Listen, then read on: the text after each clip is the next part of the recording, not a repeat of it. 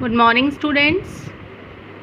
Previous class के अंदर हम लोगों ने हमारा चैप्टर स्वतंत्रता स्टार्ट कर दिया था और मैंने आप लोगों को स्वतंत्रता का अर्थ और स्वतंत्रता के आदर्श के रूप में नेल्सन मंडेला और आंग सान सू की जो है उनके बारे में मैंने आपको जानकारी दी थी। आज हम इसके आगे जो नेक्स्ट टॉपिक है हमारा वो है स्वतंत्रता का अर्थ, इसका अध्ययन करेंगे। देखो, स्वतंत्रता जो शब्द है वो अंग्रेजी शब्द लिबर्टी जो है उसका हिंदी रूपांतरण है और ये जो लिबर्टी शब्द है ये लैटिन भाषा के शब्द लिबर जो है उससे बना है और इसका अर्थ होता है बंधनों का ना होना। तो प्राय अगर स्वतंत्रता की जब भी बात की जाती है तो ऐसा माना जाता है या ऐसा समझा जाता है कि स्वतंत्रता जो है उसमें व्यक्ति के कार्यों पर किसी भी प्रकार का कोई प्रतिबंध नहीं होता है या फिर उसके कार्यों में किसी भी प्रकार की कोई बाधा अगर नहीं होती है तो उसको स्वतंत्रता माना जाता था।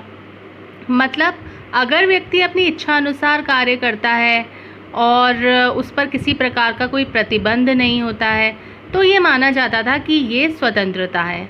लेकिन अगर अपन इस अर्थ में स्वतंत्रता को देखते हैं कि भाई कोई भी बंधन ना हो तो ये स्वतंत्रता का सही अर्थ जो है वो प्रतीत नहीं होता है। मतलब कि ये एक सही अर्थ नहीं है कि केवल अगर आप पर कोई बाधा नहीं है, कोई प्रतिबंध नहीं है तो आप स्वतंत्र हैं।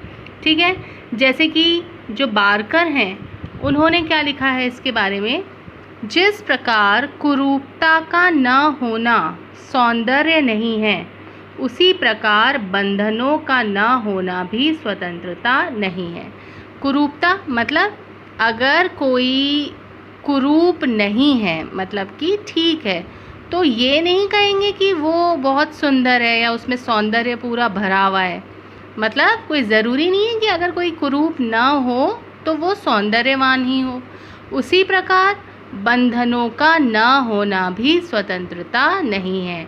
मतलब केवल अगर आप स्वतंत्रता को इस मायने में रखते हैं कि अगर हम पर कोई बंधन नहीं है तो हम स्वतंत्र हैं, तो ये चीज़ सही नहीं है। ठीक है, स्वतंत्रता का ये अर्थ भी नहीं होता कि मनुष्य जो है उसको जंगली पशुओं की तरह मनमानी करने का अधिकार दे दिया जाए, पूरी तरह से उसको अपनी मनमानी करने दी जाए, सब कुछ उस छोड़ दिया जाए उसी के ऊपर।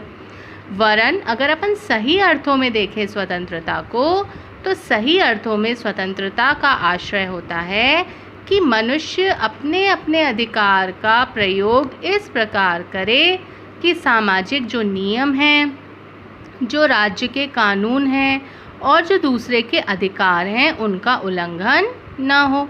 और व्यक्ति की स्वतंत्रता ऐसी होनी चाहिए जिससे कि वो अपने व्यक्तित्व का संपूर्ण विकास कर सके। तो देखो, पहले के टाइम पे अगर आप देखेंगे तो जो नीची जाति के जो व्यक्ति थे उन लोगों को स्वतंत्रता का अधिकार नहीं था, उनके ऊपर बहुत सारे प्रतिबंध लगाए गए थे जिसके कारण से वो अपने व्यक्तित्व का विकास नहीं कर पा रहे थे।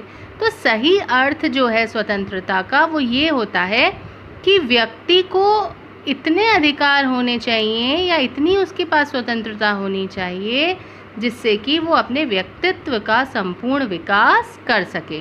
और जब आप अपनी स्वतंत्रता का उपभोग करें तो ये चीज़ भी आपको ध्यान में रखनी है कि किसी दूसरे व्यक्ति का जो है उसके जो अधिकार हैं उनका उल्लंघन नहीं हो, सामाजिक नियमों का उल्लंघन नहीं हो, राज्य के कानूनों का उल्लंघन ना हो। ठीक है, अब देखो स्वतंत्रता के लक्षण क्या होते हैं।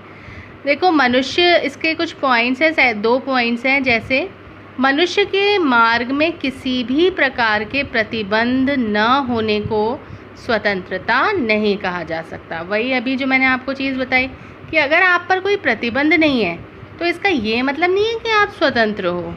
ठीक है, किसी प्रकार की मर्यादा व नियंत्रण के अभाव की स्थिति को स्वतंत्रता के स्थान पर उच्छृंखलता या फिर स्वच्छंदता कहा जा सकता है।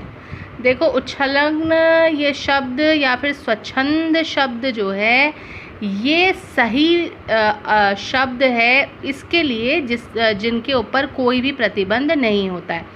मतलब जब आप अपनी मनमानी करने लगते हो या आप पर कोई भी बाधा नहीं है, कोई भी प्रतिबंध नहीं है, तो ये स्वतंत्रता नहीं है बल्कि स्वच्छंदता है। आप अपनी मनमर्जी कर रहे हो, आप अपनी मनमानी कर रहे हो। ठीक है, तो फर्स्ट लक्षण में क्या है कि स्वतंत्रता के अंतर्गत ये नहीं माना जा सकता कि प्रतिबंध अगर आप पर नहीं है तो ये स्वतंत्रता है। ठीक है, ये स्थिति सही नहीं है।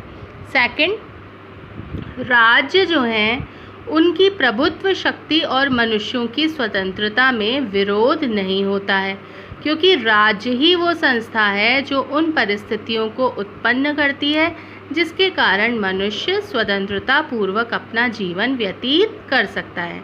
मतलब कई बार ऐसा माना जाता है कि अगर राज्य के पास में ज़्यादा शक्ति होगी तो वो मनुष्य की स्वतंत्रता में बाधा पैदा करेगा, है ना, क्योंकि राज्य जो है वो नियंत्रण लगाएगा और इससे मनुष्य की स्वतंत्रता सीमित होगी।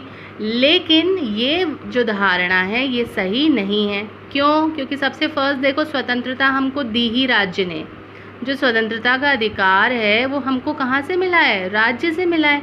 राज्य ने ही वो परिस्थितियाँ उत्पन्न की हैं जिसमें मनुष्य जो है वो स्वतंत्रता पूर्वक अपना जीवन जी सकता है। आज मान लो राज्य के द्वारा बनाए गए कानून नहीं होंगे, नियम नहीं होंगे, तो हो सकता है ना कोई आपकी स्वतंत्रता जो है उसको मतलब आपकी स्वतंत्रता में बाधा पैदा करने की कोशिश करे। ठीक है, तो उस पर रोक लगाने का कार्य कौन करेगा? राज्य करेगा। तो राज्य के कारण से ही ये संभव हो पाता है कि व्यक्ति अपनी स्वतंत्रता का उपभोग कर सकता है। तो ये नहीं मानना है कि राज्य की प्रभुत्व शक्ति जो है वो मनुष्य की स्वतंत्रता में विरोधी होती है या उसको रोकती है। ठीक है, तो ये इसकी दो लक्षण जो हैं वो स्वतंत्रता के पूरे हो गए हैं। इसके बाद जो आपका नेक्स्ट टॉपिक आएगा वो आएगा हमें प्रतिबंधों की आवश्यकता क्यों होती है, और इसके बारे में मैं आपको नेक्स्ट लेक्चर के अंदर जानकारी दूंगी। Thank you.